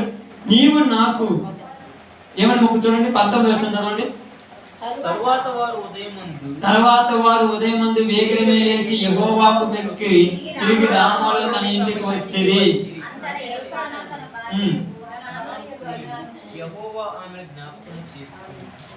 ఏమని జ్ఞాపకం చేసుకున్నారు చూడండి. అక్కడ ముందు ఆమె ఏమని చెప్పుకుంటుందంటే, ఒక మనవి చేసుకుంటుంది. ఏమనంటే, అయ్యా ఈ సేవకురాలునైన నేను నీ దృష్టి కృప పొందితిని. తర్వాత ఆ స్త్రీ తాను దారిని వెళ్ళిపోయి భోజనం చేయించు నాటి నుండి దుఃఖముఖం మానెను. ఎప్పుడైతే ఆమె దేవుని సన్నిధిలో ప్రార్థన చేసిందో, బాగానండి, ఎప్పుడైతే దేవుని మందిరంలో ప్రార్థన చేసిందో, ఎప్పుడైతే ప్రార్థన చేసిన తర్వాత దైవజనుడి ద్వారా ఆ మాట విన్నదో, అప్పటి నుంచి తన మనసులో నుంచి ఆ భారమంతా పోయింది. అమ్మ ప్రశాంతంగా ఉంది. ఎలా ఉందంట? ప్రశాంతంగా. ఏంది? ఎవరేమైనా పడుచుకోవట్లా. ఎందుకో? యెహోవా ఈరే అంటే అర్థం ఏంది? మరి ఆయన చూసుకుంటాడని నువ్వు చూసుకుంటాడ? ఇప్పుడు మనలో కొన్ని ఉంటాయి. ఎన్ని పోగొట్టుకున్నాం చెప్పండి, మీరు ఆలోచించండి. యెహోవా ఈరే అనుకున్నది ఆయనే చూసుకుంటా అనుకుంది. ఇప్పుడు ఇంటికి తిరిగి వచ్చింది. తిరిగి వచ్చిన తర్వాత దేవుడు హన్నాను జ్ఞాపకం చేసుకున్నాడు. జ్ఞాపకం చేసుకున్న తర్వాత అన్నాకు ఒక కుమారుడు కలిగాడు. ఇప్పుడు చూడండి, అక్కడ ఏం రాయబడింది చూడండి. గర్భము ధరించి దినములు నిండినప్పుడు ఒక కుమారుని కని నేను యెహోవాకు మొక్కుకొని వీనిని అడిగితినని. 21 నుంచి చదవండి. 21 నుంచి చదవండి. ఎల్కానాయును అతని ఇంటి వారందరూ యెహోవాకు ఏటేటా అర్పించు బలి నర్పించుటకు మొక్కుబడి చెల్లించుటకు పోయిరి. అయితే అన్న బిడ్డ పాలు విడుచు వరకు నేను రాను, వాడు యెహోవా సన్నిధిని అగుపడి తిరిగి రాక అక్కడనే ఉండినట్లుగా నేను వాడిని తీసుకొని వద్దునని తన మన పెనిమిడితో చెప్పి వెళ్ళక ఉండెను. మళ్ళా సంవత్సరం వచ్చింది, మందిరానికి పోవాలి, బలర్పించడానికి రమ్మనగానే, అయ్యా నేను దేవుని మందిరంలోనికి వెళ్ళాను, అక్కడ ఒక ప్రార్థన చేశాను. ఏమని ప్రార్థన చేశానంటే, దేవా నీవు నాకు ఒక మగ బిడ్డని ఇస్తే, ఎవరిని అడిగింది? మగ పిల్లవాడిని ఇస్తే ఇప్పుడు ఇశ్రాయేలీల సమాజం ఏమైపోయింది? పాడైపోయింది. పాడైపోయిన వాటిని బాగు చేయటానికి పెంచుతాను అని అడిగిందమ్మా. దేనికోసం అడిగింది బిడ్డను? సమాజం అంతా పాడైపోయిందయ్యా. ఎక్కడా భయం లేదు, ఎక్కడా భక్తి లేదు, ఎక్కడ చూసిన దుర్మార్గమే, అక్రమమే, అన్యాయమే, ఎక్కడ చూసిన పాపమే విచ్చలవిడిగా వెళ్ళిపోతుందయ్యా. ఇలాంటి పరిస్థితిలో నువ్వు నాకు కుమారుని అడుగుతున్నాను. నా కోసం అసలు అడగటంలా, నీ కోసమే అడుగుతున్నాను. నేను ఎందుకు అడుగుతున్నానంటే, నువ్వు నాకు ఇచ్చిన బిడ్డను ఎలా పెంచుతానంటే, పాడైపోయిన సంఘాన్ని, పాడైపోయిన గ్రామాన్ని, పాడైపోయిన సమాజాన్ని, పాడైపోయిన కుటుంబాలను బాగు చేయటానికి పెంచుతానని అడిగింది. ఈరోజు అలాగే ఎవరైనా అడుగుతారు? వెంటనే చూడండి, చదవండి 24 నుంచి ఇప్పుడు చదవండి. పాలు మాన్పించిన తర్వాత అతడు ఇంకా చిన్నవాడివై ఉండగా ఆ బాలుని ఎత్తుకొని 3 కోడెలను, తోమిడి పిండిని, ద్రాక్షరస తిత్తిని తీసుకొని సిలోయునకు మందిరమునకు వచ్చెను. వారు ఒక కోడెను వధించి పిల్లవాని యొద్దకు తీసుకొని వచ్చినప్పుడు ఆమె అతనితో ఇట్లనెను, నా ఏలిన వాని ప్రాణము తోడు నీ యొద్ద నిలిచి యెహోవాను ప్రార్థన చేసిన స్త్రీని నేనే. ఆమేన్. ఏమంటుంది? ఎక్కడికి వచ్చింది? ఇప్పుడేమా మందిరానికి వచ్చింది. వచ్చి ఏమంటుంది? దేవా, ఆ రోజు 3 సంవత్సరాల క్రితములు ఇక్కడ నేను ప్రార్థన చేశాను, గుర్తుందా? నువ్వేమన్నావు? మందు తాగావు, మద్యం తాగావు, ద్రాక్షరసం తాగావు, నాకు గుర్తుందా? ఆమెనే నేను. ఆ దేవుడు నా మొర ఆలకించి నాకేం చేశాడు? బిడ్డను దయచేశాను. కాబట్టి ఇప్పుడు ఏం చేస్తున్నాను అంటున్నాడు? కాబట్టి నేను ఆ బిడ్డను యెహోవాకు ప్రతిష్ఠించుచున్నాను. తాను బ్రతుకు దినములన్నీయు వాడు యెహోవాకు ప్రతిష్ఠితుడని చెప్పాను. బాగా వినండి. ఇప్పుడు ఏమంటున్నాడు? తీసుకొచ్చిందమ్మా దేవుడు. ఎవరి దగ్గర తీసుకొచ్చింది? బాగా వినండి. ఎవరి దగ్గర తీసుకొచ్చింది? మందిరానికి తీసుకొచ్చింది. ఎవరిని? పిల్లోని. ఎన్ని సంవత్సరాలు వీడికి? అమ్మా మీరేనండి అక్కడ. ఎన్ని సంవత్సరాలు వీడికి? ఎన్ని సంవత్సరాలు? పాలు మాన. ఎన్ని సంవత్సరాలకు మానిపించింది?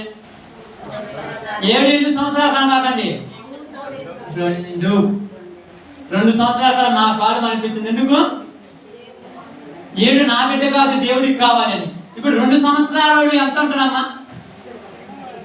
ఎంత ఉంటాడమ్మా? అంతేనా? వారికి కూడా 2 కంటే ఎక్కువనే తక్కువనే? ఎక్కువనే. వారికంటే తక్కువ ఉంటారు 2 సంవత్సరాలు అంటే. ఇప్పుడు వాళ్ళమ్మ తీసుకొచ్చింది, ఏలికి ఇచ్చింది. ఏలికి ఇచ్చిన తర్వాత వీడు ఏం చేశాడు అక్కడ? అంటే ఇది ప్రార్థన చేస్తాను. 2 సంవత్సరాలు ప్రార్థన చేస్తుంటే ఈ రోజు మీ పిల్లలకు 5-6 సంవత్సరాలు వచ్చి ప్రార్థన ఎందుకు చేయట్లా? ఇళ్లలో మీరు చెయ్యటంలా, అది మీరు గుర్తుపెట్టుకోండి. రోజు అన్న ఇంట్లో కూర్చొని ప్రార్థన చేస్తుంది, మీరు ఇళ్లలో ప్రార్థన చేయట్లా. టీవీలు చూడటము, సెల్ ఫోన్ మాట్లాడుకోవడము, వాళ్ళకి ఇళ్లలో తిరుగుతుంటే నీకు పుట్టిన బిడ్డలు కూడా దరిద్రంలో తగలబడి చచ్చాలంతే. ఈరోజు నీ పిల్లలను నువ్వే పాడేపు చేశావు. అన్న పిల్లల కన్నిన తర్వాత ఒక కళ కన్నది, ఈడు సమాజాన్ని బాగు చేసేవాడు కావాలని, ఈడు దేశాన్ని బాగు చేసేవాడు కావాలి, ఈడు సమాజాన్ని బాగు చేసేవాడు కావాలి. నీ కొడుకు అలుగుతున్నాడంటే నువ్వు కూడా నీ భర్త మీద రోజు అలుగుతున్నావు అని అర్థం. నీ కుమార్తె అలుగుతుందంటే నువ్వు కూడా నీ ఇంట్లో వాళ్ళని తిడుతున్నావు అని అర్థం. అది ఇక్కడే కనపడుతుంది అంతే. ఎక్కడెవరు నేర్పియాల్సిన పనిలా, ఎక్కడెక్కడో పోవాల్సిన పనిలా. నీ బిడ్డలకు నువ్వే మా ఆదర్శము. అన్న పిల్లవాడు పుట్టినప్పుడు నుంచి వాడి మీద ప్రేమ పెంచుకోవాలా. ఏం పెంచుకుంది? దేవునిలో ఈడు పౌరుషం కలిగినోడుగా బతకాలని పెంచుకుంది. 2 గంటల నిద్రపోతాం మీరు ఇళ్ళలో? 2 గంటల నిద్రపోతారు? అన్న నిద్రపోదా. పిల్లవాడిని పక్కలో పడుకోబెట్టుకొని చెబుతుంది, నాయనా ఈ దేశంలో మనుషులు జంతువుల్లా తగలబడిపోయారు. పిల్లవాడా, ఈ దేశంలో ప్రజలు జంతువుల కంటే హీనంగా తగలబడిపోయారు. ఇలా కాపాడుతామని ఎంతో మంది వస్తారనుకున్నాను, ఒక్కడ రాలేదయ్యా. నిన్ను నేను అలా పెంచాలనుకున్న పుట్టించుకున్నాను. నీ బిడ్డలు అలా పెంచడానికి పుట్టించావా? బిడ్డలు లేనంత వరకు ప్రార్థన చేశాం. బిడ్డలు పుట్టిన తర్వాత ఏంటి ప్రార్థన రాదు? పిల్లోడు ఉంటే నువ్వు వస్తావా? ఉద్యోగాలు లేనంత వరకు ప్రార్థన. ఉద్యోగం వచ్చిన తర్వాత నా ఉద్యోగానికి నువ్వు పోతావా? అందుకే దేవుడు ఎలా పనికి మామూలు లేపేశాడు అంతే.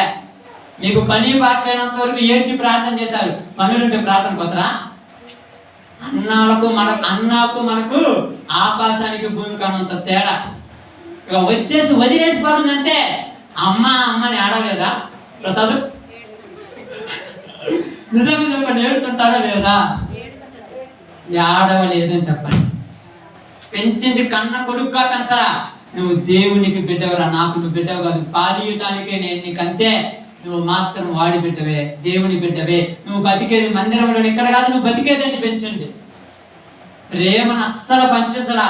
పాలిచ్చింది, మోకాళ్ళ మీద కూర్చొని ప్రార్థన చెయ్యి అని చెప్పింది. ప్రార్థన చేయకపోతే నేను చేస్తున్నాను, నువ్వు చేయమని చెప్పింది. ఆ బిడ్డ కోసం మేము ఎన్నో సుఖాలు మానుకుంది. ఇంట్లో భర్తతో పెద్దగా పట్టించుకోవటం లేదు కొన్ని విషయాలను. వాళ్ళతో వీళ్ళతో పక్కన ముందుగా ఎవరు? చెప్పండి, పచ్చిగా చెప్పండి, తప్పేం లేదు. ఎవరు?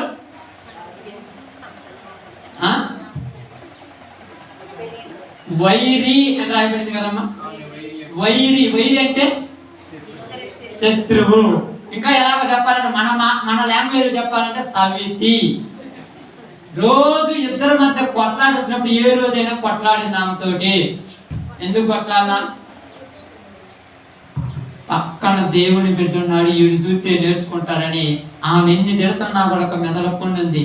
వీడు అనుకోవచ్చు, మమ్మీ ఎందుకు మెదలకుండా ఉన్నావంటే నిన్ను పెంచేది ఒక ఖడ్గంగా పెంచుతున్నాను. మీరు ఆ రోసగాడండి ఈరోజు, మీరు ఆ పౌరుషగాడండి ఈరోజు. 2 సంవత్సరాలు ఉన్న పిల్లోని తీసుకొచ్చి ఏలి దగ్గర మందిరంలో ప్రార్థన చేస్తున్నాడంటే ఈరోజు నువ్వు ప్రార్థన చేసినా కూడా నీ బిడ్డలు చేయడం లేదంటే ఎంత గారాబం చేస్తున్నావు. గారాబం చేసిన పిల్లలు ఎలా తగలబడ్డారమ్మా? పోకిరోలుగా తగలబడి చచ్చారు. ఏలి ఇద్దరు కుమారులు ఏమైపోయారు? దుర్మార్గులుగా తగలబడ్డారు. రేపు నీ బిడ్డలను గారాబం చేస్తే నీ నెత్తినెక్కి కూర్చుంటారు అనుకోవద్దు. వాడు జైల్లో ఉంటాడు, నువ్వు అన్నం తినకుండా మంచానికి అడ్డం పడి ఉంటావు. నాకు బిడ్డను కావాలని అడిగింది, ఇదిగో పెని నాకు ఇచ్చావే, నాకు కావాలని పౌరుషం తడగల. అందరూ బిడ్డలు ఉన్నారే, నన్ను గుడ్రాలు అంటున్నారని పౌరుషం తడగల. ఎలా అడిగిందంటే దేశం పాడైపోయింది, సమాజం పాడైపోయింది, కనీసం మందిరంలో కూడా కరెక్ట్ గా పనిచేసేవాడు లేడు. నాకు నువ్వు బిడ్డనిస్తే వాడిని ఎలా పెంచి నీకు అప్పగిస్తాను, అలాంటి వాడు కావాలంటే అడిగింది.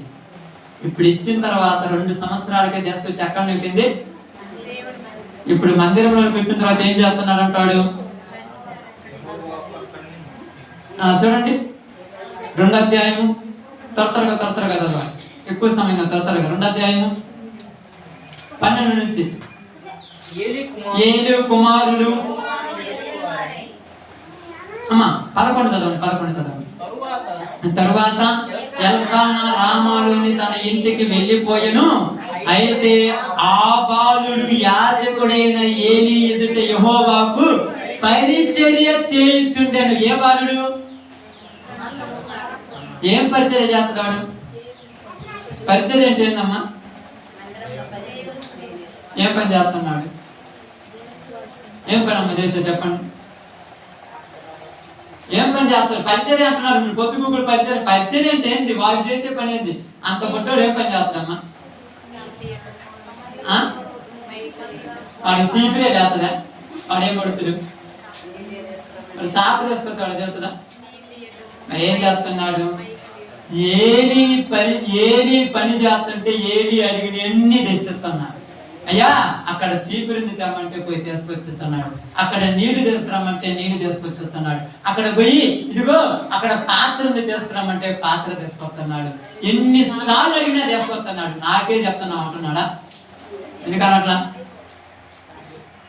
ఎందుకనట్లా చెప్పండి. ఏందమ్మా?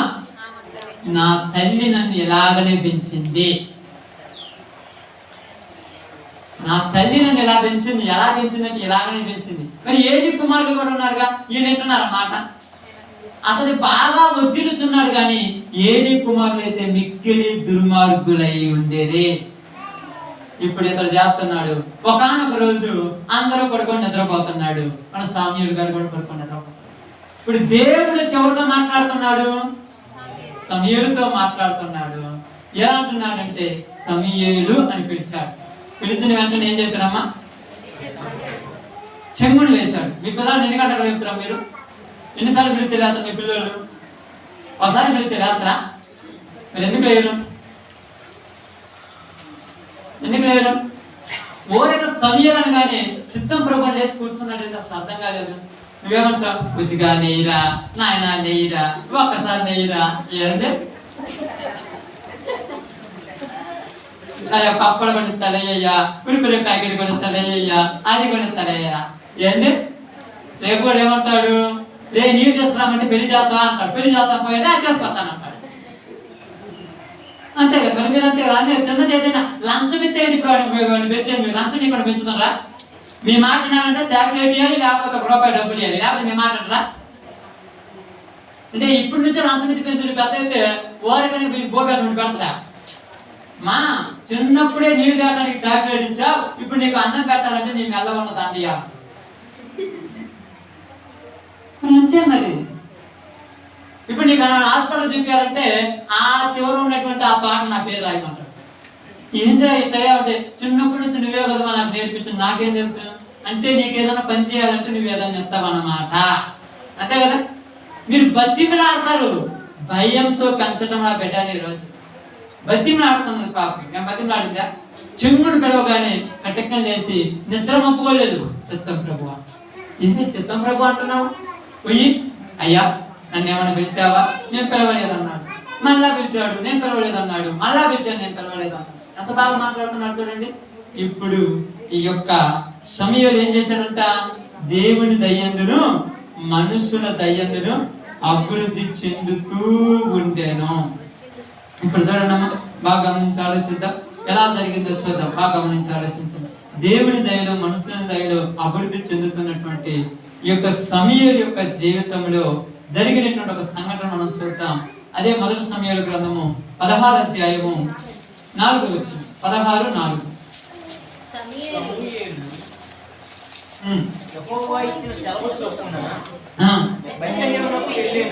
సమూయేలు యెహోవా ఇచ్చిన సెలవు చొప్పున ఎక్కడికి వెళ్ళాడు?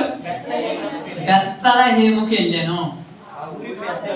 ఆ ఊరి పెద్దలు సమూయేలు వస్తున్నాడు ఏం చేశారు అంటే, ఇంతకుముందు బెత్లెహేములో భయం ఉందా? ఇంతకుముందు అక్కడికైనా భయభక్తులు ఉన్నాయా? మరి ఇప్పుడు సమూయేలుని చూసి భయపడుతున్నారంటే సమూయేలు ఏమన్నా కొట్టాడు అన్న? సమూయేలు ఏమన్నా తిట్టాడా? మరి ఎందుకు భయపడ్డారు? ఎందుకు భయపడ్డాడు? సమూయేలు దేవుని చేతిలో ఆయుధం. నీ గర్భవాసమున పుట్టిన వాళ్ళు నీ కుటుంబాన్ని కట్టేవాళ్ళు కావాలి. నీలో నుంచి వచ్చేవాళ్ళు నీ సంఘాన్ని కట్టేవాళ్ళు కావాలి. ఈ సంఘంలో నుంచి ఒక్కొక్కరు బయటకు వస్తే ఈ ప్రాంతాన్ని బాగు చేసేటువంటి సమూయేలు కావాలి, కానీ పాడు చేసేటువంటి వాళ్ళుగా ఉండకూడదు. నువ్వు వస్తుంటే ఎవరైనా భయపడుతున్నారా? ఎందుకు భయపడటంలా? ఎందుకు భయపడతారు? నువ్వు కరెక్ట్ గా ఉంటే తప్పు చేసేవాడిని చూస్తే భయపడతారు, తెలుసా? నువ్వు కరెక్ట్ గా లేవు కాబట్టి వాడిని చూసి భయపడటంలా. ఇప్పుడు సమూయేలు అక్కడికి రాగానే పాడైపోయిన బెత్లెహేములో వాళ్ళందరూ వరకు మళ్ళీ ఏమైపోయారు? భయంతో, అయ్యో మనం ఎవరైనా తప్పు చేశామేమో, ఈయన వస్తున్నాడంటే తప్పు చేస్తే శిక్షించడానికి వస్తాడు కాబట్టి మనం తప్పు చేసామని అక్కడక్కడే వాళ్ళని సరి చేసుకుంటున్నాం. చూడండి, బాగా గమనించి ఆలోచించండి. 2:26 ఒకసారి చదువు చూడండి. బాలుడగు సమూయేలు ఇంకను ఎదుగుచు యెహోవా దయ్యందును మనుషుల దయ్యందును వర్ధిల్లుచూ ఉండేను. చిన్న వయసులోనే ఎలా పెరిగాడంట సమూయేలు? మనుషులు పొగుడుతున్నారంట, దేవుడు. మరి ఇప్పుడు నీ బిడ్డలను మనుషులు పొగుడుతూ దేవుడు పొగిడే వాళ్ళు ఉన్నారా? ఎంతమంది చెప్తున్నారమ్మా? ఎంతమంది చెప్తున్నారు? అప్పుడప్పుడు ఏమంటారు తెలుసా? వాళ్ళ తల్లిదండ్రులు ఆ పిల్లలకు పెట్టే పేర్లు ఏం పేర్లు పెడతారు? ఏం పెడతారు? ఈ ఏరియాకి రౌడీ అవుతాడు. నీ పేరు తెలిసిపోతే నువ్వు బాగుపడవుగా. వీడు మామూలుడు కాదు, వీడు మామూలుడు అనుకున్నావు. ఎవరికి భయపడ్డు, ఊరినే కొట్టు అతను ఇంటికి పోయి. మరి రోజు కొట్టు అతను ఎందుకు ఇప్పుడు బాధపడతారు మీరు? చిన్నప్పుడు అలాగే పెంచారు కదా, నువ్వు మగ పిల్లడు ఊరికి భయపడాల్సిన పని లేదంట. మరి అట్నే పెరిగొస్తున్నాడు, అందరి దగ్గర కొట్టొస్తున్నాడు, తిట్టొస్తున్నాడు. నువ్వు చిన్నప్పుడు నువ్వు పొద్దుకు టీవీ కూర్చొని చూస్తున్నావు. నీ పిల్లోడు వచ్చి టీవీ చూడకుండా వాడు ఏమైనా బైబిల్ పెట్టుకొని చదువుతురామా? నువ్వు రోజు టీవీ చూస్తున్నా, లేకపోతే మొబైల్ ఫోన్. వాడు ఏడ్చినప్పుడల్లా మొబైల్ ఫోన్ ఇస్తున్నావు. ఎంత అలవాటు చేస్తున్నావు అని. సమూయేలుకు ఏ రోజైనా ఆ యొక్క ఏలి కుమారులాగా అన్న డబ్బులు ఇచ్చి పెంచడం చేత కాదా? మరి ఇచ్చి ఉండొచ్చో లేదా మీరు అనుకోవచ్చు. 2 సంవత్సరాలకు వాడు ఏం అడుగుతాడు? అడగడు. 2 సంవత్సరాలు వాడు అడగడు. మరి 2 సంవత్సరాలకు వదిలేసి వచ్చారు కదా, మీరు వదిలేసి రాగలరా? ఒక గంట ఉండగలరా మీ పిల్లలు చూడకుండా? ఉండగలమ్మా? ఎప్పుడుంటారు చెప్పండి?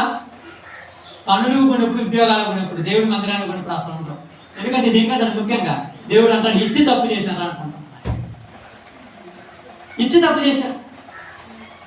నిజంగా ఏదేం చెప్తాను చూడండి, ఇచ్చి తప్పు చేస్తాడు ఆయన, కానీ అడిగెత్తాడు మళ్ళా 2 అంతలుగా. సమూయేలు దేనికి పుట్టాడంట? ఆ ప్రాంతంలో చెడిపోయిన సమాజాన్ని బాగు చేయడానికి. గిబియాలోను, బెత్లెహేములోను, రామాలోను ఆయా ప్రాంతాలలో సమూయేలు వస్తున్నారంటే ప్రజలందరూ కూడా వణుకుతున్నారు. మరి ఈ రోజు నీ కుటుంబంలో నువ్వు కూడా దేవుని బిడ్డగావు కదమ్మా, నువ్వు కూడా దేవుని నమ్ముకున్న వాళ్ళుగా. మరి నువ్వు నీ ఇంట్లో ఉంటే, నువ్వు నీ ఇంట్లో వస్తుంటే, నీ ఇంట్లో వాళ్ళకు నీవంటే కొంచెమన్నా రెస్పెక్ట్ గా బతుకుతున్నావా? ప్రార్థన చేసినామన్నా దేవుళ్ళో ఉండాలని, కానీ సమస్యలు ఇబ్బంది పెట్టాయి, అందువల్ల దేవునికి దూరం అయిపోయావు. ప్రార్థన చేస్తే కాదు, నీవు ప్రార్థన చేసిన దానికి దేవుడు ప్రతిఫలం ఇచ్చాడు.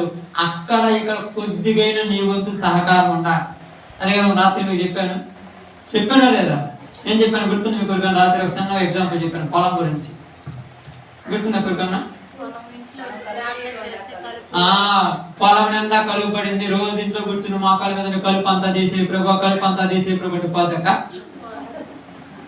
మరి ఏం చేయాలి అంటే నీ వంతు కూడా కొద్దిగా ఉండాలిగా, నీ వంతు కూడా కొద్దిగా సహకారం ఉండాలిగా. నువ్వు ఒక అడుగు ముందుకెళ్తే ఆయన 10 అడుగులు నీ వైపు వేస్తాడు. ఇప్పుడు సమూయేలుని దేవుడు పెంచాడు, అన్నా పెంచింది. ఎట్ట పెంచిందంటే దేవుడికి ఉపయోగపడేటట్టు పెంచింది. ఈరోజు నీవు నేను సమాజంలో ఉన్నటువంటి ప్రజలందరూ బిడ్డలను పెంచుతున్నారు. ఎలా పెంచుతున్నారంటే దెయ్యాలకు ఉపయోగపడేటట్టు పెంచుతున్నారు. తల్లిదండ్రులు ఇద్దరూ ప్రార్థన చేస్తారు, పిల్లలు మాత్రం ప్రార్థన అవసరం. ఎందుకని ఏమంటారు చెప్పండి? ఏమన్నా అడిగితే వాళ్ళు అడుగుతాడన్నా, అడుగుతుడా నీ మీద అడుగుతున్నాడంటే రేపు పెళ్ళైన తర్వాత భార్య మీద అడుగుతుడిగా. ఇప్పుడు నీ మీద అడుగుతుంటే రేపు పెళ్ళైన తర్వాత భర్త మీద అడుగుద్దిగా. భర్త మీద అడిగి ఆ యొక్క ఎవరాయమా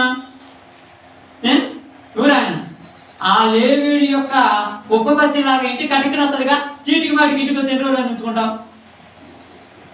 ఓర కలిగి ఇంటికి వస్తే ఎన్ని రోజులు ఉంచుకుంటామమ్మా? వాడు పోతే ఇంకొకటి చేస్తానబ్బా, అది పోతే ఇంకొకటి చేస్తానబ్బా. పచ్చిగా చెప్తున్నాను, నేను నిజం చెప్తున్నాను. కానీ ఎందుకంటే ఇక్కడ బైబిల్ ఏం చెప్తుందంటే మొక్కలు వంగనది మ్రాణయ్య వంగనది. చిన్నప్పుడే వాడిని కండిషన్లో కట్టాలి. కానీ మనం మాత్రము ఈ చెవులలో పెద్ద దూదులు పెట్టుకొని ఎంత బాగా చెప్తున్నావో వాక్యం అంటున్నాం. మనకు కాదు చెప్పేది, మనక అస్సలు మనకు కాదు. చెవిటోడి మీద శంఖ మొదినట్టే. అందుకని నేను ఈరోజు మీ అందరికి చెప్పిన ఒక చిన్న మాట ఏంటంటే, సమాజం ఏమైందమ్మా? ఇప్పుడు సమాజాన్ని బాగు చేయడానికి ఎవరు కావాలి? సమూయేలుడు కావాలి. నీ ఇంట్లో నుంచి సమూయేలు రాగలరా? అవకాశాలు ఎక్కడ ఉన్నాయి అంటే సమూయేలు ఇంట్లో నుంచి రావాల్సిన పనిలా, నువ్వే సమూయేలుగా మారొచ్చుగా. ఇంట్లో నుంచి రావాల్సిన పనిలా, వాళ్ళు రారయ్యా ఇంట్లో అయిపోయింది అలాగా. నువ్వే ఒక సమూయేలుగా మారొచ్చుగా, నువ్వే ఒక హన్నాగా మారొచ్చుగా. నువ్వే హన్నాగా మారి రాత్రింబగులు దేవుడి ఆలయంలో కూర్చొని ప్రార్థన చేస్తే దేవుడు ఎవరో ఒకరిని లేపి నిలగట్టడా? ఎందుకు నువ్వు చేయలేకపోతున్నావు? ఎందుకు నువ్వు సమాజంలోనికి సమాజం గురించి అసలు ఆలోచన ఉందా? బాగా లేకుండా పోకిరి వాళ్ళు, దరిద్రులు, దుర్మార్గము, అక్రమము, అన్యాయము, పాపము విస్తరించిపోతున్న సమాజము ఒక్కరోజైనా నీకు బాధేస్తుందా? సంఘంలో ఎవరైనా డిస్టర్బెన్స్ అయిపోయి ఒక రోజు దేవుని మందిరానికి రాకపోతే ఎంత బాధపడతానో నాకు తెలుసు. విశ్వాసంతో అప్పుడప్పుడు చెప్తున్నారు కొంతమంది, నాకు మనసు ఉండదమ్మా, మీరు కొంతమంది రాలేకపోతే నాకు ఎంతో టెన్షన్ ఉండదు. ఎందుకంటే ఎక్కడ అపవాదిగాడు లాక్కుంటాడేమో. గొల్లియాతును చూసి భయపడినట్టుగా భయపడద్దు. మీ ముందున్న సమస్యలను చూసి చాలా మార్లు చెప్పాను. ఓపికతో ఉండు. బలం ఇచ్చేది ఎవడా? ఇచ్చేటంత ధైర్యం ఉంది అన్నావు, అంత శక్తి ఉంది అన్నావు. మరి ఓపిక ఆడుంది నీ దగ్గర? మరి ప్రార్థన ఆడుంది శక్తి? ఏమకు అన్నం తినడానికి శక్తి లేదు, కానీ మరి ఏం చేయడానికి శక్తి ఉంది? అన్నాకు మామూలు విషయం. అసలు అన్నం తినడానికి కూర్చోవాలి, మరి ప్రార్థన చేయడానికి ఏడుస్తూ కూర్చొని ప్రార్థన చేసిందంట. ఏమని ప్రార్థన చేసిందంటే, చెడిపోయిన సమాజాన్ని బాగు చేసేటువంటి వాడిని నువ్వు నాకు ఇవ్వాలంటే, నాకు ఎవరొద్దు, నాకు ఇస్తే వాడిని ఎలా పెంచుతానో చూడన్నది 2 సంవత్సరాలు దాచిపెట్టుకుని ఇచ్చేసాను. ఆ ప్రేమంతా 2 సంవత్సరాల్లోనే పోసింది. ఆ ప్రేమంతా 2 సంవత్సరాల మీద పెంచింది. ఇప్పుడు సమూయేలుని కన్నా అన్న గొప్పదంటారా లేకపోతే తక్కువదంటారా? సమూయేలు గొప్పవాడా లేకపోతే తక్కువవాడా? ఈరోజు నువ్వు నేను నీ సంఘంలో నీ కుటుంబంలో, నీ ప్రాంతంలో ఒక సమూయేలుగా మారగలవా? ఒక్క సమూయేలు అక్కడ పుడితే బెత్లెహేములో ఉన్నవాళ్ళు, యూదాలో ఉన్నవాళ్ళు, గిబియాలో ఉన్నవాళ్ళు, రామాలో ఉన్నవాళ్ళు ఏం చేశారు? భయపడ్డారు. సమూయేలు వస్తున్నారు. మరి ఈ రోజు నువ్వు చేసిన ప్రార్థన, నువ్వు చేసిన తలింపు, రాత్రింపగలు వారానికి 5-6 సార్లు వాక్యాలు అంటున్నావు, మరి నీలో ఎందుకు రావట్లా ఈ తెగింపు? వస్తుందా? ఇక్కడ ఉన్న వాళ్ళకి చాలా మందికి ఇంపార్టెంట్ వర్క్ ఉంది దేవుడి కంటే ఎక్కువ. శనివారాలు ఎంతమంది కూర్చుంటాం మా ప్రార్థన? మీరు ఎవరైనా ఎందుకు రాను? ఆ రోజు మీకు బిజీ, అంత బిజీ తెలుసా? మీరు నరకానికి మీరు బాగుపోతే ఎక్కడ నరకంలో సీట్లు దొబ్బుతాయో రిజర్వేషన్ చేసుకున్నారు కదా, అందుకే కూర్చుంటారు. అయ్యా సీటు పోతే ఎట్టా? అప్పుడప్పుడు వచ్చిన మీరు ఎప్పుడైనా పల్లెవేలు బస్సు ఎక్కారు, ఇదివరకు మనకు ఆటోలు ఎన్ని లేనప్పుడు మార్కాపురం పోయే బస్సు ఎక్కుతారు, కొనకం పథకాలు కట్టడానికి. ఆ బస్సు రాగానే చుట్టూ జనాలు వస్తారు, ముందే పోయి ఖర్చు కానీ కండవ కానీ వేస్తాను సీట్లో. ఏంటంటే నాది. ఇప్పుడు రిజర్వేషన్ లో నరకంలో సీట్ రిజర్వేషన్ చేసుకున్నారు. సినిమా ఎందుకు వస్తారు మీరు? తినడానికి టైం ఉంటది, తాగడానికి టైం ఉంటది, ఇంట్లో పెట్టుకున్న పలక టీవీ చూడటానికి టైం ఉంటది, వాళ్ళ దగ్గరతో మాట్లాడడానికి టైం ఉంటది, సెల్ ఫోన్ చూడటానికి టైం ఉంటది. ప్రార్థన రావడానికి నాకు కుదరలా. నాకు అనిపిస్తుంది అప్పుడప్పుడు వాళ్ళు మా వాళ్ళైనా, పక్కన వాళ్ళైనా, వేరే వాళ్ళైనా, దేవా ఇలా కిచెన్ తీసేస్తే నీకు వందనాలయం. ఏం తీసేయాలి? వాళ్ళకైతే తెలుస్తుంది ప్రార్థనకి ఏది అర్థమైతే వాటిని తీసేది ప్రార్థన. నేనేం చేస్తాను? ఇలాగ ప్రార్థనకి ఏది అర్థమో అది వాళ్ళ నుంచి దూరం చేయాలి. అప్పుడైనా పరలోకానికి వస్తానని ప్రార్థన చేస్తానంటే అది ఏదైనా అర్థం కానీ. ఎందుకంటే తీసివేసిన తర్వాత నువ్వు మళ్ళా వచ్చి ఏడితే ఇయ్యడు. కాబట్టి మీ అందరికీ నేను చెప్పిన ఒక చిన్న వాక్యం ఏంటంటే, ఒకే ఒక సబ్జెక్ట్, ఒక చిన్నది ఏంటంటే, నీ కుటుంబంలో, నీ గ్రామంలో, నీ సంఘంలో నువ్వు ఎలాగ మారాలి? ఈ రోజు నుంచి సమూయేలులాగా మారాలి. మారతావా లేదా? మారాలంటే సమూయేలు చిన్నప్పటి నుంచి ఎలా పెరిగాడో మీరు అలా పెరగాలి. ఎలా పెరిగాడనేది మీరు తెలుస్తుంది. ప్రతిదాన్ని ఓర్చుకున్నాడు. అతనికి ఏదంటే రోషము? దేవుడిని కాదంటేనే రోషము. సౌలు దగ్గరికి వచ్చాడు, ఏమన్నాడు? సౌలా ఏంటి అరుపులు, ఆ కేకలు అనగానే, అయ్యా దేవునికి బలి అర్పించడానికి తీసుకొచ్చామంటే ఆజ్ఞ వినటం ముఖ్యం కానీ బలులు అర్పించడం ముఖ్యం కాదన్నాడు. అంతే. మీరు వారమంతా మందిరానికి రాకుండా ప్రార్థన చేసి పనికి పోయి దశం భాగాలు ఇయ్యమని నేను ఎప్పుడు అడగడా. మందిరానికి రా, అదే చాలు. అంతే. మీరు పనికి పోయి వచ్చి అంటారు చాలా మంది, పనికి పోయి వచ్చిన దశం భాగం అంటారు. ఎందుకై తగలబెట్టుకున్నా.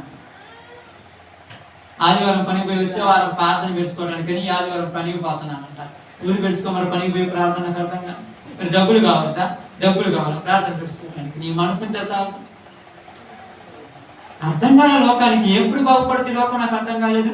అందుకని సమాజం చెడిపోయింది, నువ్వున్న సంఘం కూడా చెడిపోయింది, నువ్వున్న కుటుంబం కూడా చెడిపోయింది.